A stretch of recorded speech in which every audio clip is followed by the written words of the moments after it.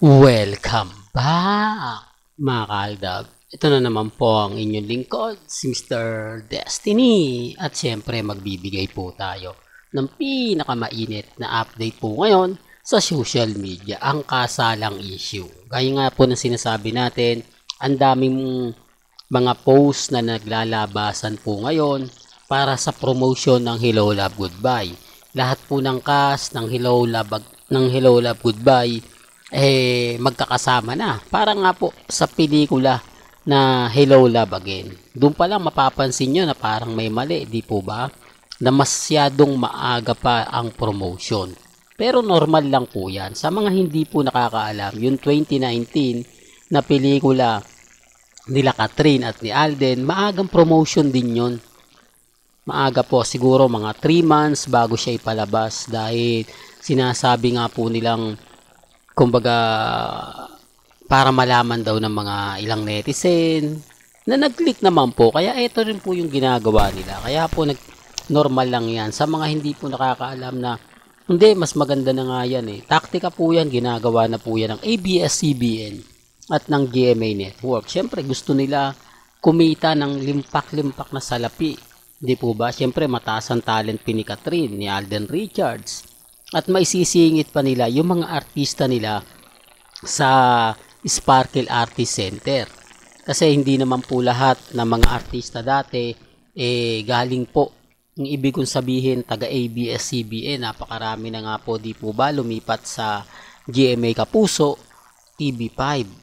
Kaya nga po, wag po kayong magulat dahil kumbaga tinutuloy-tuloy na nila. Kaya ako nasabi yung kasalang issue dahil nga po sa mga video ni, although matagal na to video nila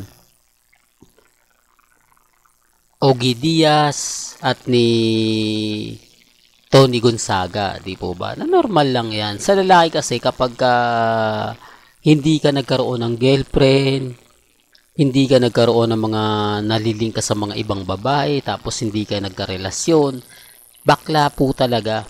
Then, pero sa mga normal lang po talaga yan. Na yan lang yung ipupush ng mga taong hindi naniniwala sa'yo. Pero, gaya na sinabi ko, tinapos na to ni Alden. Maraming interview na ang naganap at nangyari. Di po ba? Halos lahat po yun pinabulaanan na ni Alden Richards. Bakit nga po ba lagi yan ang ginagamit? Epektibo po kasi. Kumbaga, ito lang po talaga yung nakikita nilang rason na pwede mong ipambash kay Alden. Po ba? Yan po talaga yung pinakamalapit.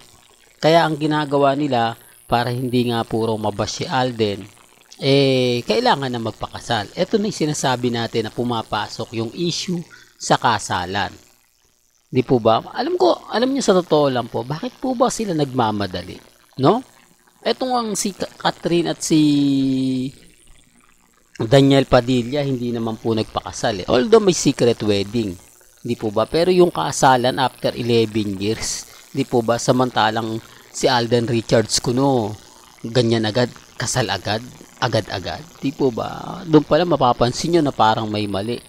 Di po ba? Kung titignan nyo, bakit ganon? 11 years na sila Catherine at si Daniel Padilla. Hindi nga sila nagpakasal, nalaman nila na hindi pala sila para sa isa't isa.